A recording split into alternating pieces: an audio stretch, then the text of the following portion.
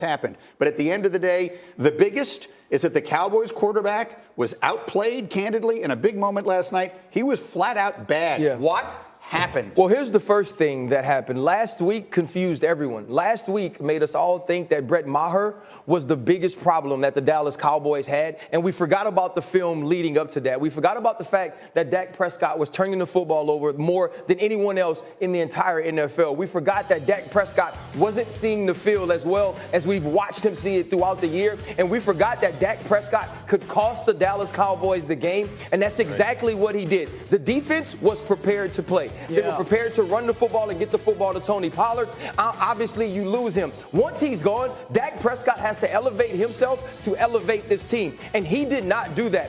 When you go into this game, I think to myself, these teams are evenly matched. There should be a difference at the quarterback position. One guy should be born, bred, and experienced for this. The other guy, the moment should be too big for him. Well, the moment was too big for one of those guys, and that guy was Dak Prescott. How do we explain it, Rex? How do we explain Dak Prescott, who is a player that I know you have believed in over the course of time, and so have I. I am a Dak supporter, but there was no defending him today, Rex. The reason they lost yesterday is because their quarterback played a bad game in the biggest game of the year. Yeah, he played awful. And the thing that drove me crazy is I'm watching, I'm like, they have no chance. I'm watching this game and thinking they have no chance. When Pollard went down, I'm like, they have no chance. Why? Because every single pass that Dak Prescott threw, he pitches out of a well. And what I mean is that pocket. See how he stays in the pocket every time? What happened to changing his launch point? Yeah. What happened to get this guy in the move? Boy wonder. Nothing. Boy wonder is like he parking him in the same spot. That's where I want you. By the way, D'Amico Ryans, I think he's related. Buddy Ryan, Rex Ryan. That dude had a hell of a game plan and put after, but it's easier. Greeny, the biggest question to me moving forward is what the hell happened? This guy took care of the football better than any quarterback in the league dang near. All right? He was historic that way.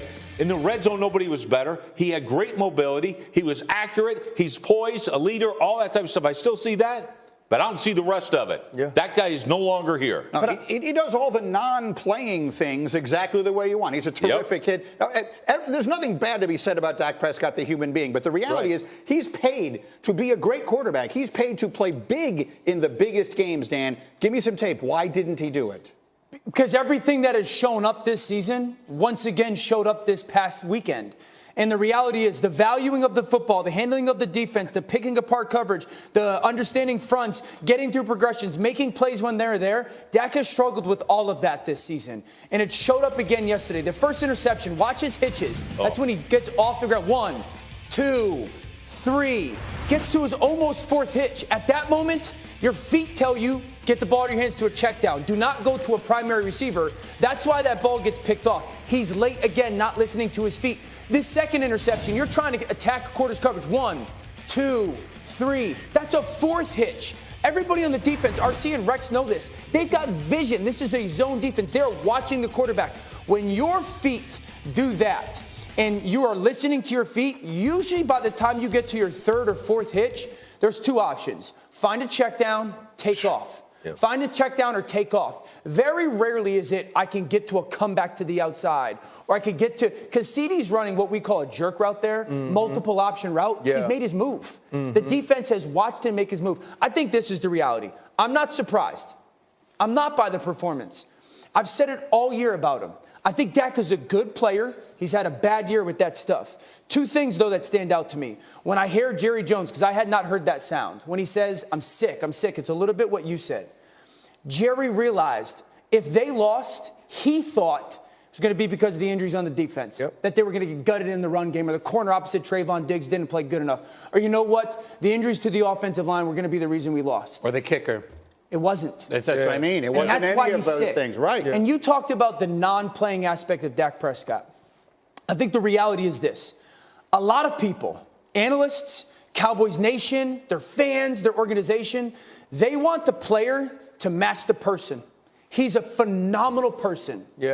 He's a good player. And you want him to be the phenomenal player But that he is as a person. the thing is this, though. We talked about this during the season, and I said we have to stop waiting for that, right? And ever Correct. since he got the deal, we've been waiting for him to ascend to that next tier, the Patrick Mahomes, the Josh Allen, the Joe Burrow tier, and that's just not who he is. And this is the reason, and I hate to repeat it again, this is the reason we said Kellen Moore, think Cooper Rush at quarterback, and allow Dak to play you outside of the X's and O's every now and again. Right. It's not a game that they should have put on Dak's shoulder. But the problem is this: when you build the team around him that you do, when CeeDee Lamb is truly your one and only go-to receiver, when Tony Pollard is actually the guy and he's out, now you have to be foundational in your play call. You have to find a base in your schematics. And Kellen Moore didn't do that. And so now Dak, standing from the pocket, had to do all of the things this season, Dan, that you pointed out the regression in. And that regression now has the Dallas Cowboys at home. Yeah, I mean, I look at it this way, man. I mean, look, first off, this offense has absolutely zero creativity. Zero. And I mentioned how this guy, he's in the pocket. But at one point, Dak Prescott in his career was way better than what he showed. Mm-hmm. You could have put it on his back. And they did. He put him in position during his career. I see him, they're regressing like crazy that way. No creativity in that offensive scheme. And so to me, you get what you pay for. As soon as the running back went down, Pollard went down, I knew they weren't going to do anything, dude. Right. Let me make clear what it is you're looking at on your screen. In the last 5 years, the highest interception rates any player have had in any season, Jameis Winston, that was the legendary 30 for 30 season. Right. Baker Mayfield, the year that he had the head coach who had never seen a football game. And Dak Prescott, this year, Dak, 6 multi-interception games this year, 17 picks. He threw. It was intercepted at least once in 11 of the 14 games he played. He should have thrown 5 yesterday. Yeah, he should have thrown 5 yesterday. And that's the down. Like, that's if you're the Cowboys. And Rex is right. You have to figure out, where do we go now with this situation? Because you have to be honest. This is a guy, 7th season. This is a 7th year. Baker Mayfield was a rookie. Jameis Winston, I think, was in his 5th year then. Jameis has always been a gunslinger. He's always. So you watch this player. The last 2 seasons, they've played against San Francisco in the playoffs. They've needed to score 18 and 20 to win either of those games. They had 21 drives in those 2 games against the San Francisco 49ers. 21 drives. They've got 3 touchdowns and 3 turnovers. All 3 of those interceptions. Yesterday against Brock Purdy, and I love Brock, they both, on 3rd down, dropped back to pass 13 times yesterday. 6 times Brock Purdy converted to a 1st down. 2 by Dak Prescott. Brock Purdy's QBR in that situation was a 71. Dak was a 5. A 5.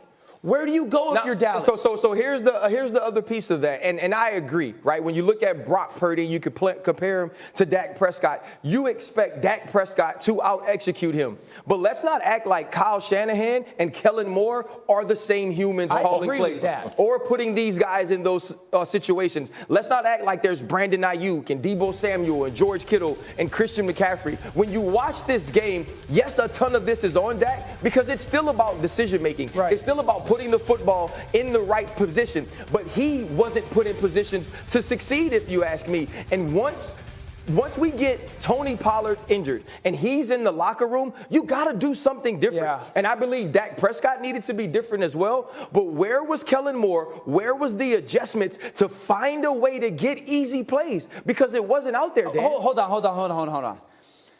Like, I feel like you guys are trying to heap all this on Kellen, or the majority of it. No. I can tell you straight up. The show didn't start with Kellen Moore. But what happens is we continue to say these things, and we always look at the offensive coordinators or the head coaches that call plays, and we give them all of this praise, right? There isn't a quarterback that plays for San Francisco where we don't talk about Kellen Moore. Sure. And now we see Brian Daboll go to New York, and we give him so much positive praise about what's going on with Daniel Jones. Well, what about when we know a player is one thing and he's no longer that thing? Yes, obviously we have to speak about him, but when does the coach become accountable to helping him out of those things?